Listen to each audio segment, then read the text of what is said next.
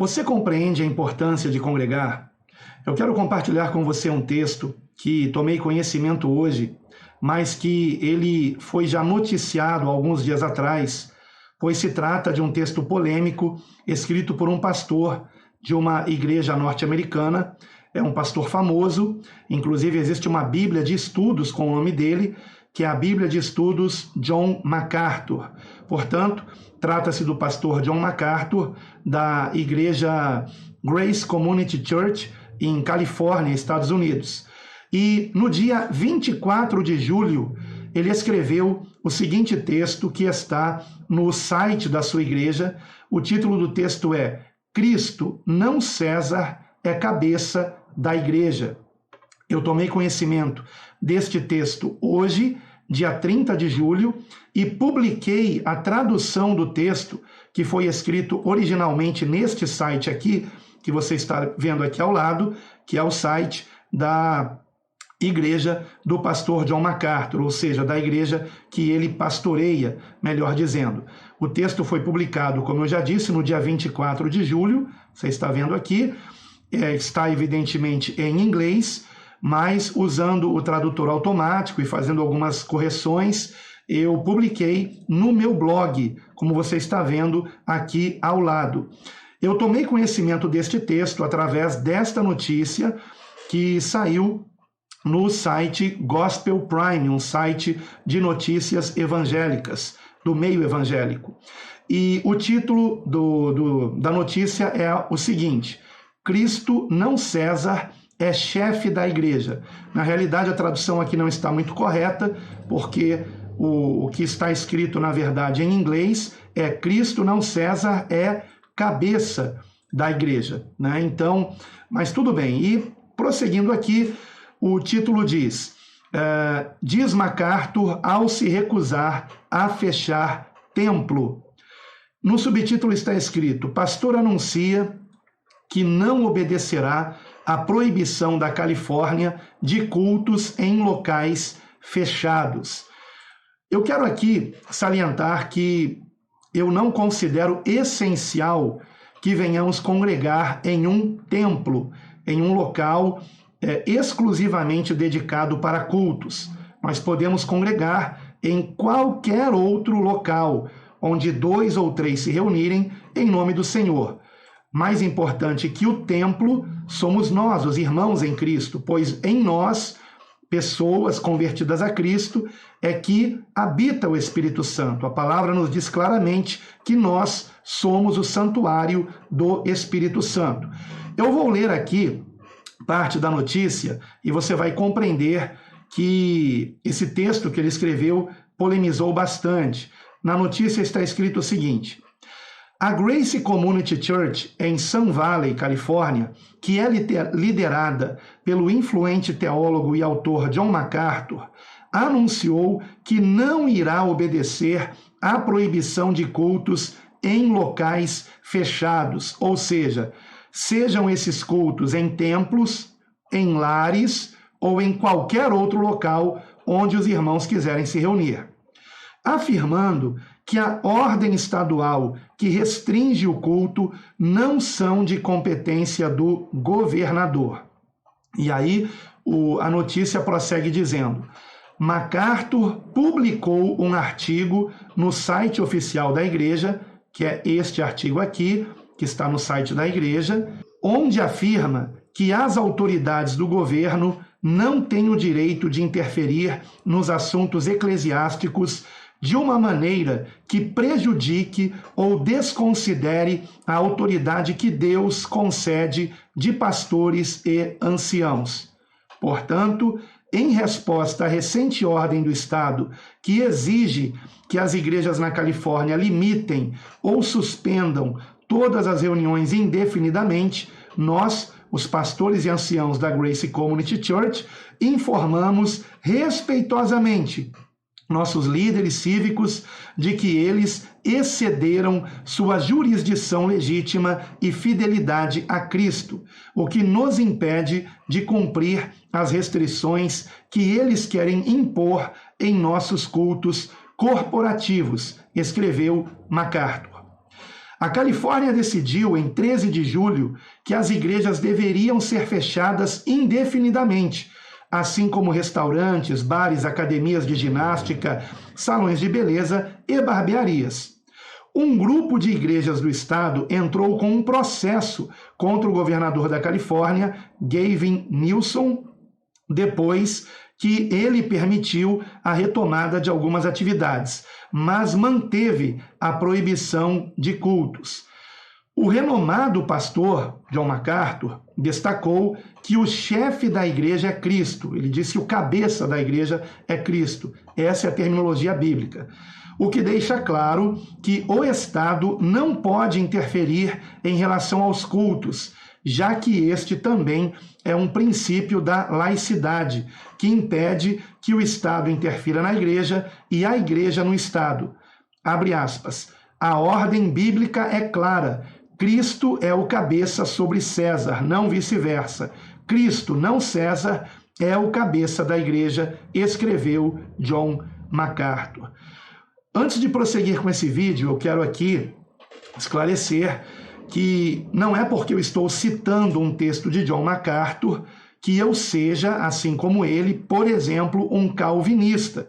Não é o caso, ok? Então quero deixar bem claro isso aqui, porém o texto que ele escreveu eu considero tão corretamente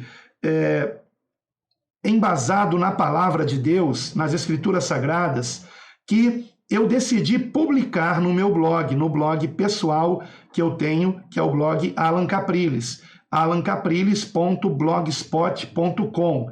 E você pode ver aqui ao lado, eu vou ler o texto aqui para você. Se você não quiser continuar vendo esse vídeo, tudo bem, mas eu aconselho que você o assista até o fim, porque esse texto está muito bem escrito e, no meu entendimento, ele nos mostra claramente que, como cristãos, não podemos deixar de congregar. Congregar não se trata, para nós cristãos, discípulos de Cristo genuínos, não se trata de uma opção, você entendeu? Se trata de um mandamento, de uma ordem do Senhor. Eu já estou ficando irritado com irmãos que não querem compreender isso e desconfiado de que talvez você não seja realmente cristão. Porque se você tem o Espírito Santo, como é que você não quer congregar? O Espírito Santo em nós nos chama a estarmos perto dos nossos irmãos, para juntos com eles orarmos, junto com eles adorarmos o Senhor, nos edificarmos mutuamente. Nós temos o mandamento de congregar. E você está no canal do projeto Quero Congregar, que é um ministério da Igreja Bíblica Cristã. E se você escreveu para esse projeto, é porque você quer congregar, não é? Ou é porque você, na verdade, não quer mesmo congregar? Você só gostaria de congregar se não houvesse pandemia? Essa é a questão.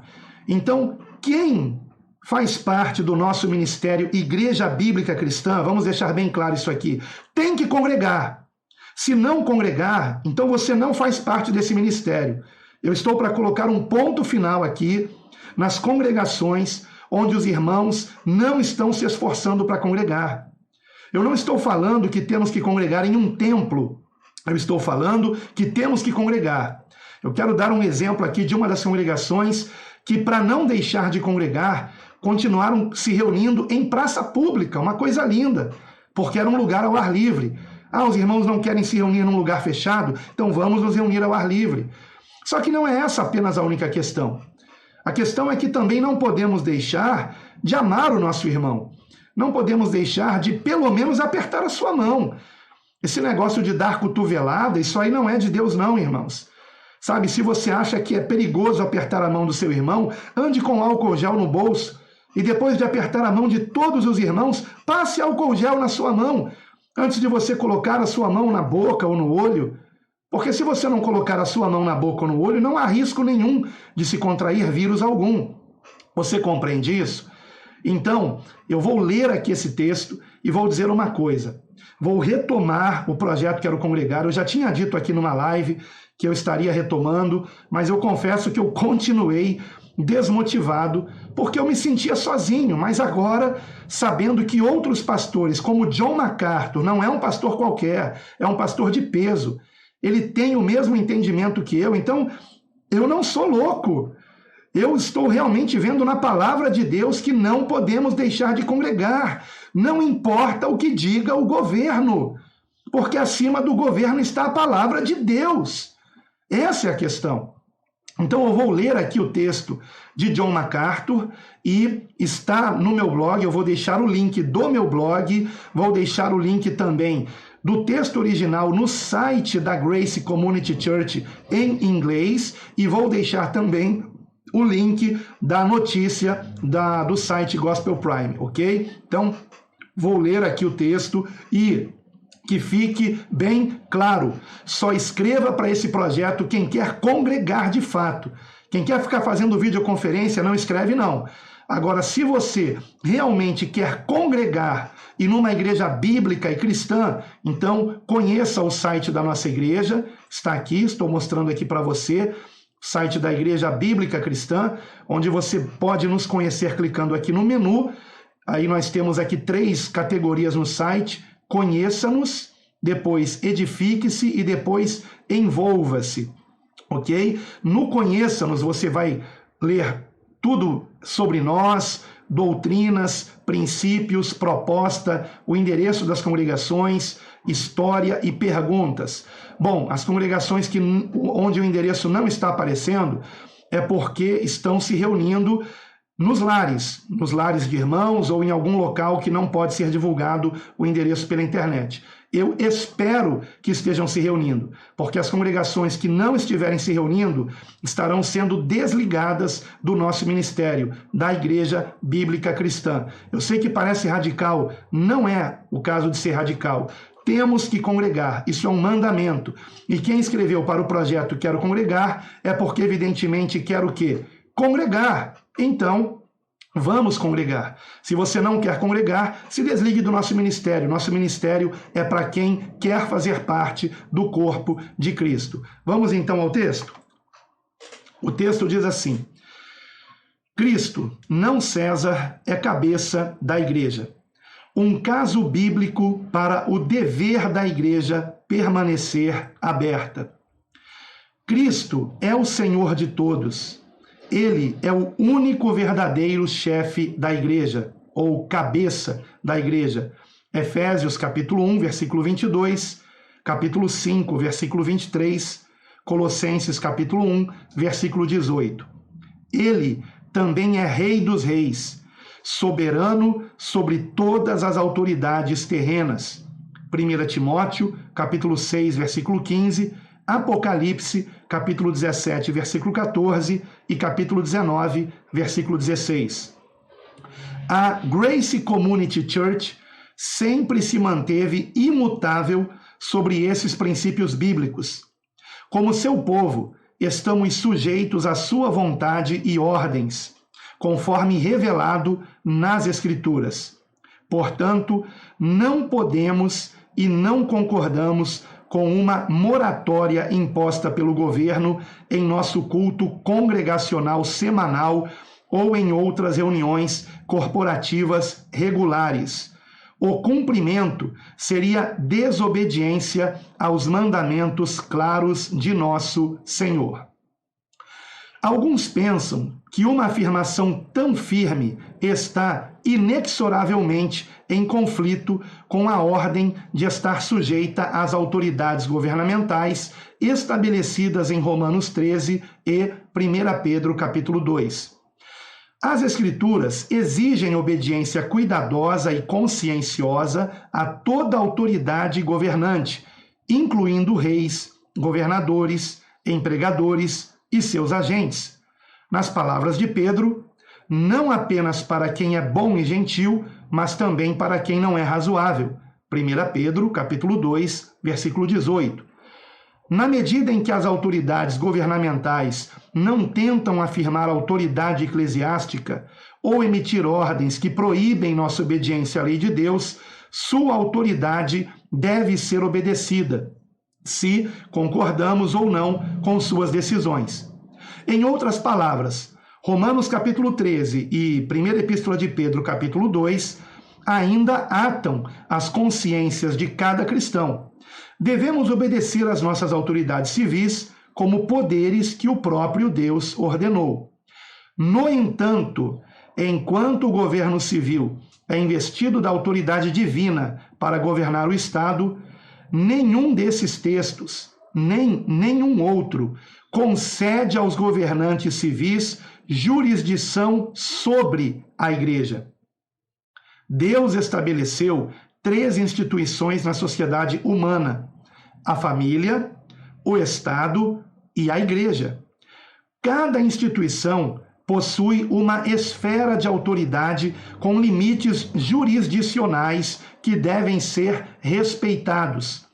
A autoridade de um pai é limitada à sua própria família. A autoridade dos líderes da igreja, que lhes é delegada por Cristo, é limitada aos assuntos da igreja. E o governo é especificamente encarregado da supervisão e proteção da paz e bem-estar cívico dentro dos limites de uma nação ou comunidade. Deus não concedeu aos governantes civis autoridade sobre a doutrina, prática ou política da igreja. A estrutura bíblica limita a autoridade de cada instituição à sua jurisdição específica. A igreja não tem o direito de se intrometer nos assuntos de famílias individuais e ignorar a autoridade dos pais. Os pais não têm autoridade para gerenciar questões civis, contornando os funcionários do governo. Da mesma forma, os funcionários do governo não têm o direito de interferir nos assuntos eclesiásticos de uma maneira que prejudique ou desconsidere a autoridade dada por Deus de pastores e anciãos. Quando qualquer uma das 3 instituições excede os limites de sua jurisdição, é dever das outras instituições reduzir esse excesso. Portanto, quando qualquer funcionário do governo emite ordens para regular o culto, como proibições de cantar, limites no comparecimento ao culto ou proibições de reuniões e serviços, ele sai dos limites legítimos de sua autoridade ordenada por Deus como um funcionário cívico e se arrogará a si próprio a autoridade que Deus expressamente concede apenas ao Senhor Jesus Cristo como soberano sobre seu reino, que é a igreja. Seu governo é mediado pelas igrejas locais, através dos pastores e anciãos que ensinam sua palavra. Mateus capítulo 16, versículos 18 a 19, e 2 Timóteo capítulo 3, versículo 16, bem como capítulo 4, versículo 2. Portanto, em resposta à recente ordem do Estado que exige que as igrejas na Califórnia limitem ou suspendam todas as reuniões indefinidamente, nós, pastores e anciãos, no caso, pode ser também traduzido como presbíteros, da Grace Community Church, informamos respeitosamente nossos líderes cívicos de que eles excederam sua jurisdição legítima e a fidelidade a Cristo proíbe nós observarmos as restrições que eles querem impor em nossos cultos corporativos. Dito de outra maneira, nunca foi prerrogativa do governo civil ordenar, modificar, proibir ou ordenar a adoração. Quando, como e com que frequência a igreja adora não está sujeita a César. O próprio César está sujeito a Deus. Jesus afirmou esse princípio quando disse a Pilatos: "Você não teria autoridade sobre mim, a menos que lhe fosse dado de cima." João, capítulo 19, versículo 11. E, porque Cristo é o chefe da igreja, os assuntos eclesiásticos pertencem ao seu reino, não ao de César. Jesus fez uma distinção gritante entre esses dois reinos quando disse: prestar a César as coisas que são de César e a Deus as coisas que são de Deus. Marcos capítulo 12, versículo 17. O próprio Senhor sempre prestou a César o que era de César, mas nunca ofereceu a César o que pertence exclusivamente a Deus. Como pastores e anciãos, não podemos entregar às autoridades terrenas nenhum privilégio ou poder que pertença exclusivamente a Cristo como chefe de sua igreja.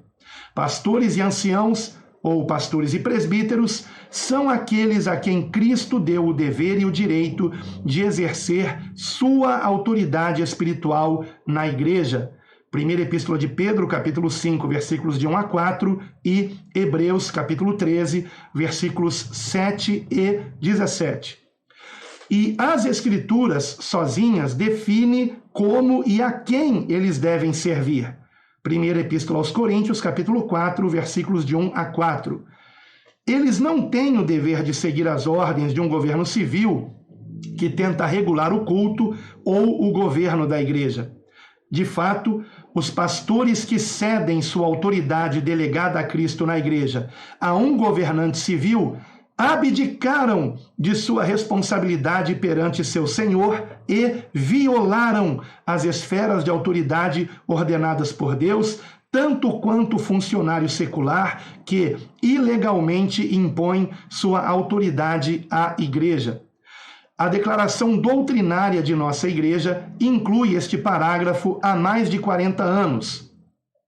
Ensinamos a autonomia da igreja local, livre de qualquer autoridade ou controle externo, com o direito de autogoverno e livre da interferência de qualquer hierarquia de indivíduos ou organizações. Tito, capítulo 1, versículo 5. Ensinamos que é bíblico que as igrejas verdadeiras cooperem entre si para a apresentação e propagação da fé. Cada igreja local, no entanto, através de seus presbíteros e sua interpretação e aplicação das Escrituras, deve ser o único juiz da medida e do método de sua cooperação.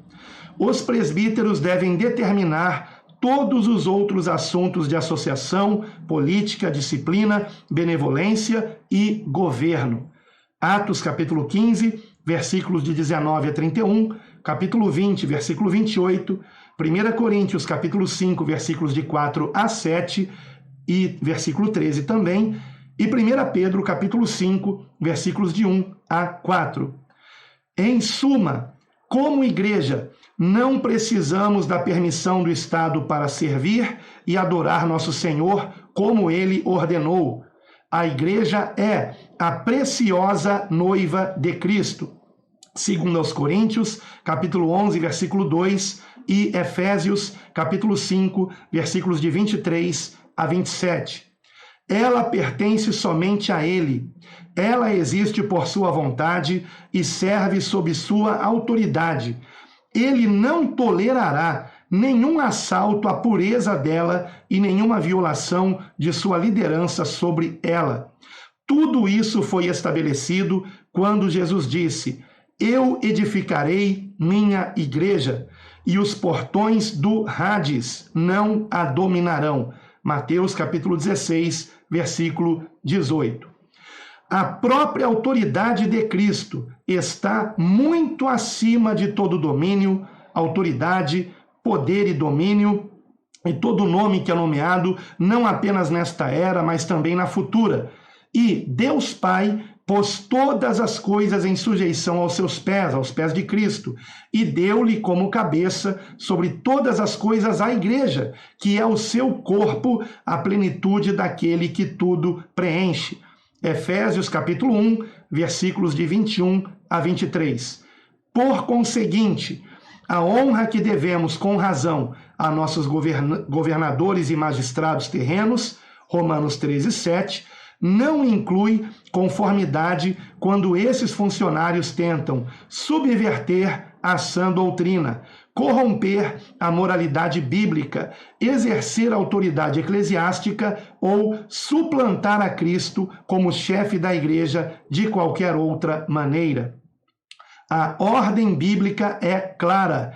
Cristo é o Senhor sobre César, não vice-versa. Cristo, não César, é o cabeça da igreja.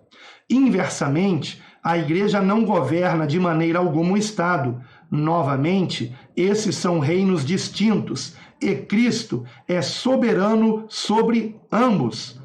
Nem a igreja, nem o Estado têm autoridade superior à do próprio Cristo, que declarou: toda autoridade me foi dada no céu e na terra. Mateus, capítulo 28, versículo 18. Observe que não estamos fazendo um argumento constitucional, embora a primeira emenda da Constituição dos Estados Unidos afirme expressamente esse princípio em suas palavras iniciais. O Congresso não fará nenhuma lei respeitando um estabelecimento de religião ou proibindo o livre exercício do mesmo. O direito ao qual apelamos não era criado pela Constituição.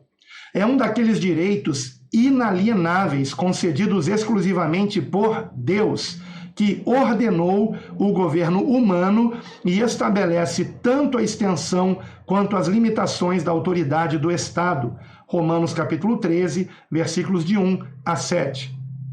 Portanto, nosso argumento não é propositalmente fundamentado na primeira emenda, é baseado nos mesmos princípios bíblicos em que a própria emenda se baseia.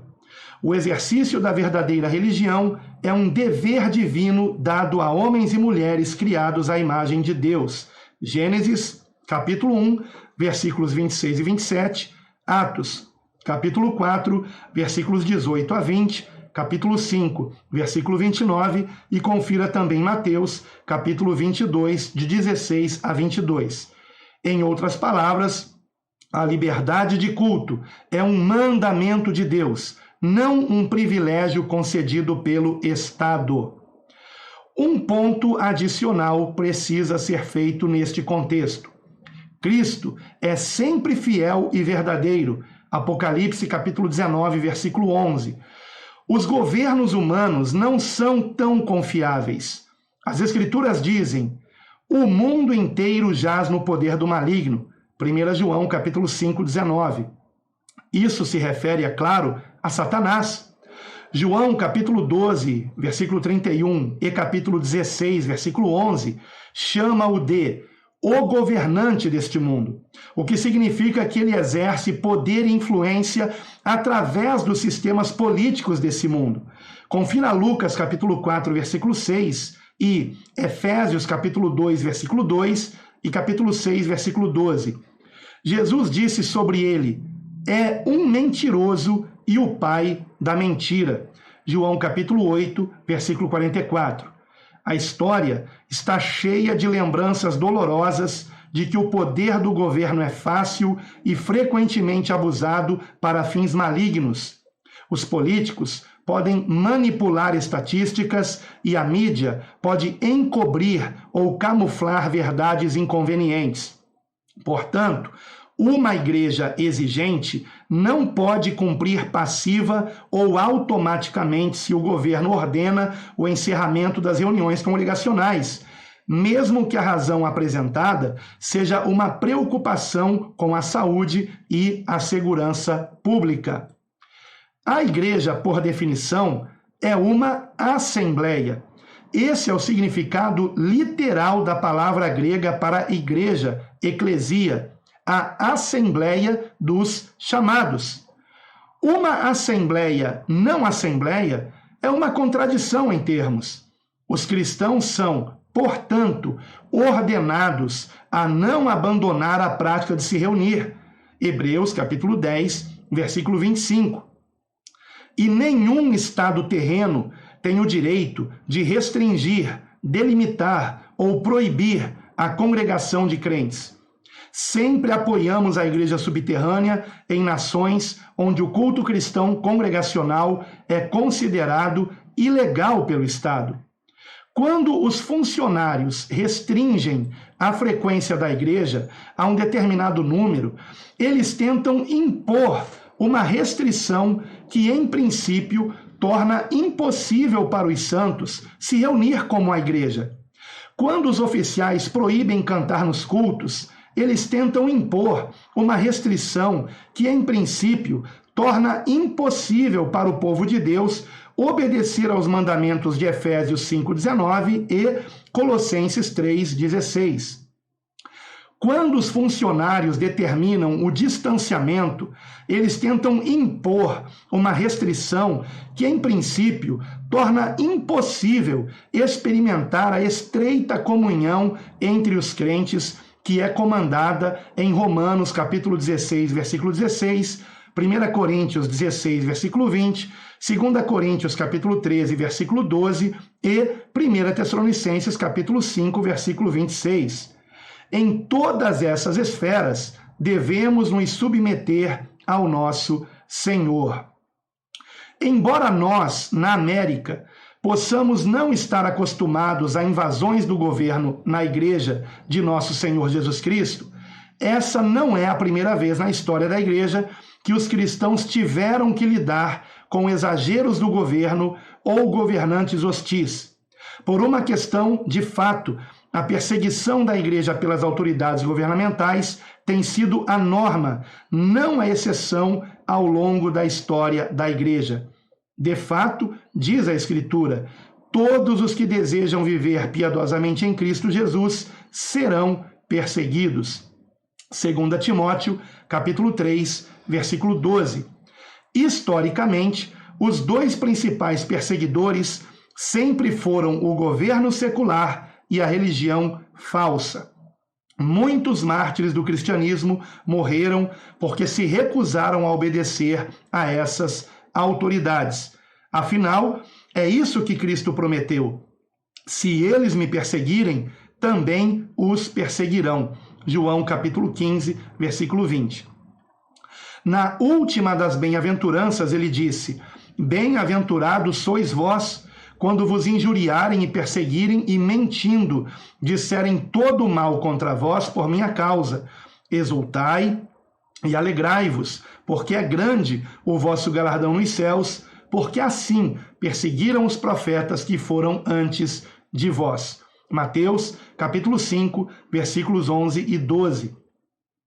À medida que a política do governo se afasta dos princípios bíblicos e à medida que as pressões legais e políticas contra a igreja se intensificam, devemos reconhecer que o Senhor pode estar usando essas pressões como meio de expurgar para revelar a verdadeira igreja. Queridos irmãos, isso é tão importante que eu vou ler novamente. À medida que a política do governo se afasta dos princípios bíblicos e à medida que as pressões legais e políticas contra a igreja se intensificam, devemos reconhecer que o Senhor pode estar usando essas pressões como meio de expurgar para revelar a verdadeira igreja. Sucumbir à superação do governo pode fazer com que as igrejas permaneçam fechadas indefinidamente. Como a verdadeira igreja de Jesus Cristo pode se distinguir em um clima tão hostil? Há apenas um caminho: ousada lealdade ao Senhor Jesus Cristo. E a isto eu digo amém. Mesmo onde os governos parecem simpatizantes com a igreja, os líderes cristãos muitas vezes precisam recuar contra as agressivas autoridades do Estado. Em Genebra, no tempo de Calvino, por exemplo, os oficiais da igreja às vezes precisavam repudiar as tentativas do conselho da cidade de governar aspectos de adoração, política da igreja e disciplina da igreja.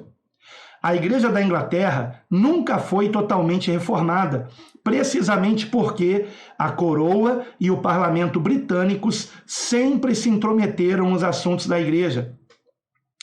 Em 1662, Os puritanos foram expulsos de seus púlpitos porque se recusaram a cumprir os mandatos do governo sobre o uso do livro de oração comum.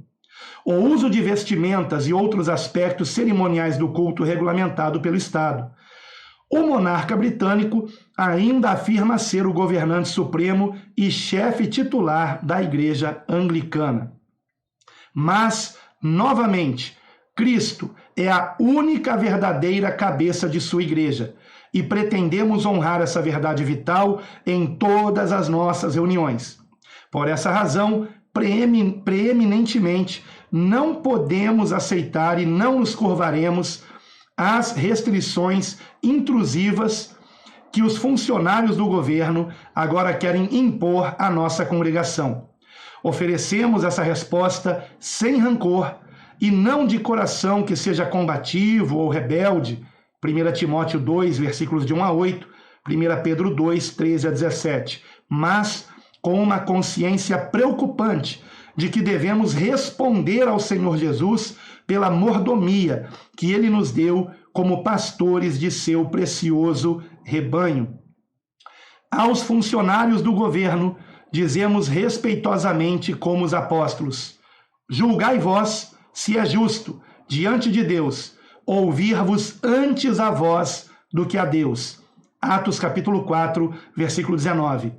E nossa resposta hesitante a essa pergunta é a mesma que a dos apóstolos: mais importa obedecer a Deus do que aos homens. Atos capítulo 5, versículo 29. Nossa oração é que toda a congregação fiel esteja conosco em obediência a nosso Senhor, como os cristãos têm feito ao longo dos séculos. Assim termina o texto, porém ele contém um adendo que eu não vou ler aqui para não ficar mais prolongado, porém você pode conferir no meu blog. Este texto está no blog Alan Capriles e eu vou deixar o link aqui na descrição.